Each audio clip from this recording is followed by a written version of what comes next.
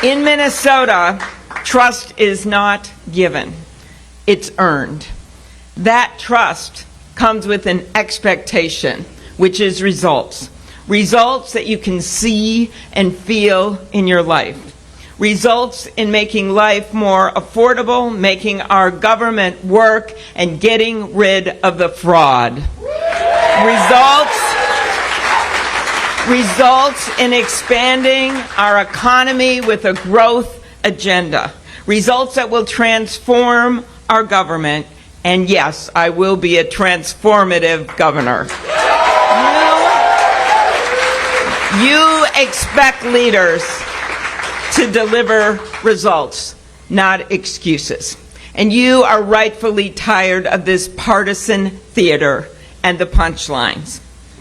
I will deliver those results. I've done it as senator, and I will do it as your governor. Now, we know we have headwinds coming at us every single day. Trump's tariffs eating away at people's paychecks, the massive cuts to health care, the mess in Washington. Those headwinds may well be a constant, but they can never be an excuse. We need a governor who is going to put Minnesotans first and not be a rubber stamp of Donald Trump. Thank you for putting your trust in me to be the next governor of the state of Minnesota. In Minnesota, trust is not given, it's earned. That trust comes with an expectation, which is results. Results that you can see and feel in your life. Results in making life more affordable, making our government work, and getting rid of the fraud. Results in expanding our economy with a growth agenda. Results that will transform our government. And yes, I will be a transformative governor. You expect leaders to deliver results, not excuses. And you are rightfully tired of this partisan theater and the punchlines. I will deliver those results. I've done it as senator, and I will do it as your governor. Now, we know we have headwinds coming at us every single day. Trump's tariffs eating away at people's paychecks, the massive cuts to health care, the mess in Washington. Those headwinds may well be a constant, but they can never be an excuse. We need a governor who is going to put Minnesotans first and not be a rubber stamp of Donald Trump.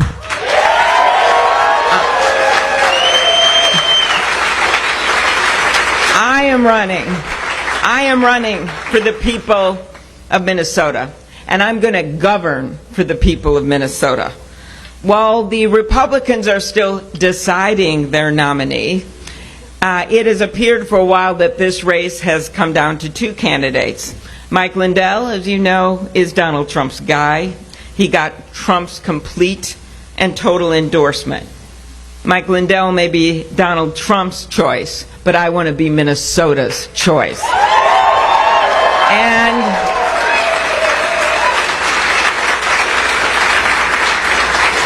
And Lisa Dameth, you may have seen her advertisements recently, lots of them. Well, most of those ads are paid for by one person, one man, one billionaire who doesn't even live in Minnesota. A Wisconsin billionaire who is one of Donald Trump's biggest donors. He has spent $3 million already flooding our state for her. And who does this guy want? He wants her in the governor's office. And while she may be this Wisconsin billionaire's choice, I want to be Minnesota's choice for governor.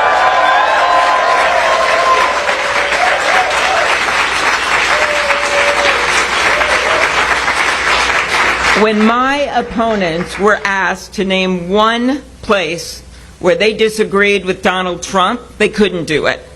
They won't speak out against the tariffs that are raising everyone's costs.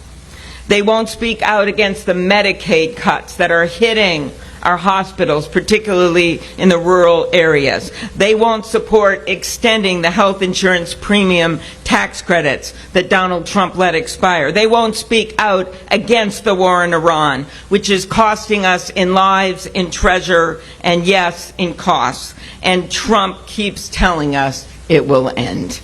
So I voted, along with Tina, to end Trump's war. I put my name on that vote. But my opponents can't even find the courage to stand up to the president and say this is wrong, and this has to stop. I plan to do, and I pledge to do, my job without fear or favor. I will be fearless for Minnesota. I will stand my ground for Minnesota, and I will be accountable to Minnesota. I'm going to be focused on you. I'm focused on lowering your health care costs, on making sure you can buy a home, and on making it easier to start a business or raise a family, on making your government work for you. And I will measure our success as a state, not in that political theater. I will measure our success as a state by results. My goal is to keep what's right and fix what's wrong. That's why I'll launch on day one a top-to-bottom audit of state government to root out the waste and the abuse and the fraud, to cut red tape so we can build 100,000 more homes. So we can get student achievement up and screen time in the classroom down. So we can double the number of apprenticeships in healthcare and manufacturing and construction and more, and take on rising costs by reducing healthcare premiums. As your governor, I'll create a state tax credit for healthcare premiums if Washington won't act. 10 states have already run tax credits like this. New Mexico acted last year, and as a result, it was the only state where more people got covered through the marketplace instead of people losing their coverage. After tonight, Minnesotans are going to be presented with a choice. It's a choice about the future of our state. If my opponents want to devote their energy to attacks instead of solutions, let them. If they want to avoid making tough calls because the president might not like what they say, let them. That's not what I'm going to do. Earlier this year, I met with a 14-year-old girl who was part of a middle school class from St. Paul who came to visit our office. And it was right after it had been announced that Minnesota was getting the Profile and Courage Award, the John F. Kennedy Profile and Courage Award. And I said to her, you know, that Profile and Courage Award, that didn't go to an elected official. It went to the people. And then she stood as tall, as short as she was, as tall as she could, this little 14-year-old girl, and she said, now I know, she said, that award went to me. That award went to me.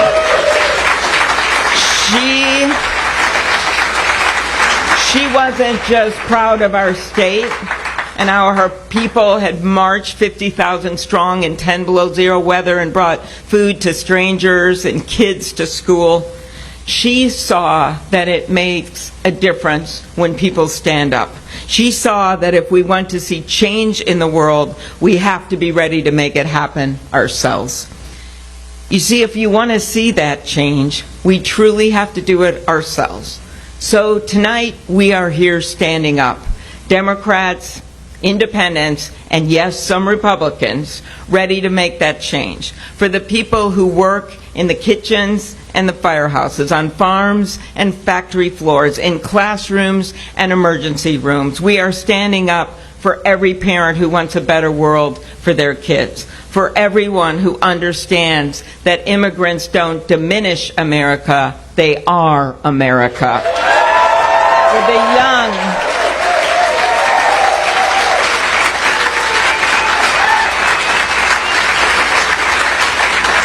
For the young people trying to pay their bills, find a good job, or buy their first home.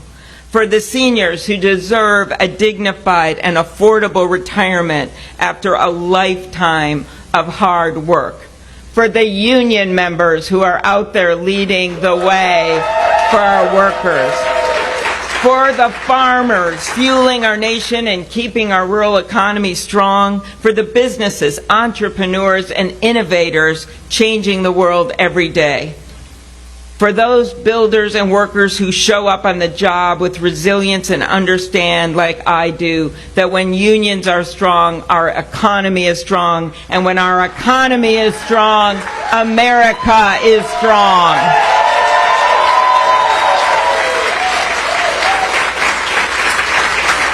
And to the independents and moderate Republicans who didn't vote for those high costs, for the chaos, and for the corruption that we're seeing coming out of Donald Trump's White House, they didn't vote for the fraud.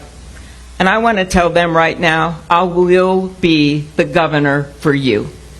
To the people of Minnesota, I say this: I'm not afraid to take on the hard fights, especially when those fights are for you, and I have a record of winning hard fights. My colleague Tina Smith said to me once that patience is a virtue, but it's a virtue I don't have. So when prescription drugs are through the roof and people are rationing their insulin, we don't wait, we change it. When it takes too long to build a house and landlords are using algorithms to drive up rental prices, we don't wait, we change it. And when Donald Trump raises health care costs and threatens our democracy, we don't wait, we win an election. Minnesota,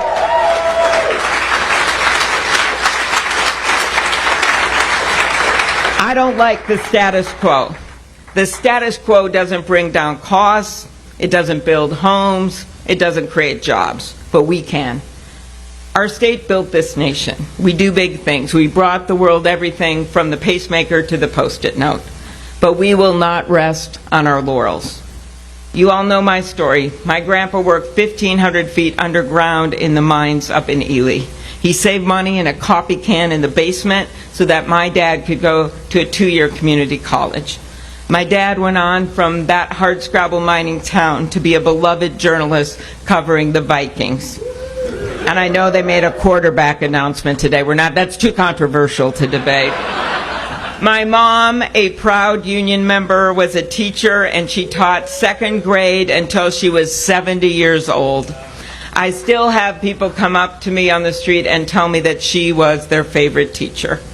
So I stand before you today as the granddaughter of an iron ore miner who never got to graduate from high school, as the daughter of a teacher and a newspaper man, and as the first woman elected to the United States Senate from the state of Minnesota.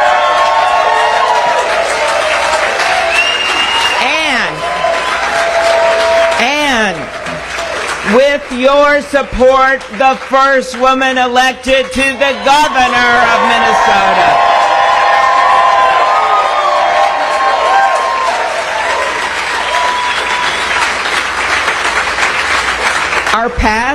Our past has made us who we are, but our future is up to us. I want to build that future together.